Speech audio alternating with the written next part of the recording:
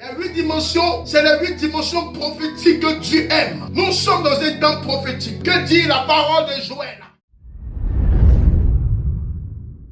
Dans les derniers temps, je répandrai de mon esprit sur toute chair. Vos vieillards auront des songes. Vos jeunes filles prophétiseront. Ils parleront de ma part. Dieu en est capable. Il suffit simplement de te disposer et tu verras la main probante de Dieu. La main redoutable du Créateur. Qui peut te tuer? Qui peut te manger? Qui peut te nuire? Abandonne-toi à Dieu. Tes ennemis mangeront leur propre langue. Ils mangeront leur propre chair et buveront leur propre sang. Je le déclare et je le prophétise sur ta vie. Nous sommes dans un temps prophétique.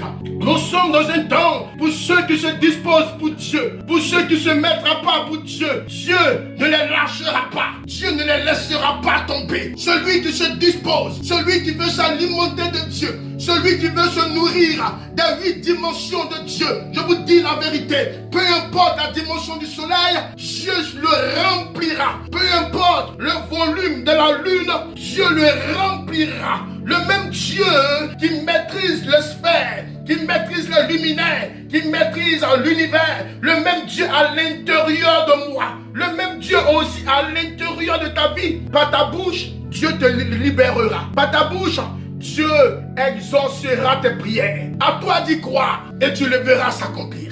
Vous comprenez? C'est grâce à l'engagement que ta décision est redoutable. C'est grâce à ton engagement que les gens considèrent ta décision. Pourquoi? Parce qu'il y a des personnes qui prennent des décisions et cela n'est pas suivi d'engagement. Quand tu prends une décision de marcher avec le Seigneur, si cela n'est pas assaisonné de ton engagement, il y aura des personnes qui vont t'observer. Il y aura des personnes qui seront tapis dans l'ombre. Ces personnes seront là en train de t'observer. Ces personnes seront là en train de te mépriser. Ces personnes diront que, regarde ces personnes-là, elles se décident de pouvoir commencer. Mais cependant, est-ce qu'elle pourra tenir? Est-ce que la responsabilité que ces personnes auraient prise, elle pourrait tenir jusqu'à la fin? Laissez-lui juste un seul instant. Laissez-lui juste un seul moment. Elle ne pourra pas tenir. Elle va tomber. N'a-t-elle pas décidé de marcher avec Dieu? Mais je vous dis, même si elle a décidé de marcher avec Dieu, juste un an, cette personne va rétrograder. Juste 2 ans, cette personne va abandonner la main de Dieu. Et ces personnes-là sont tapis dans l'ombre. Ces personnes-là t'assistent.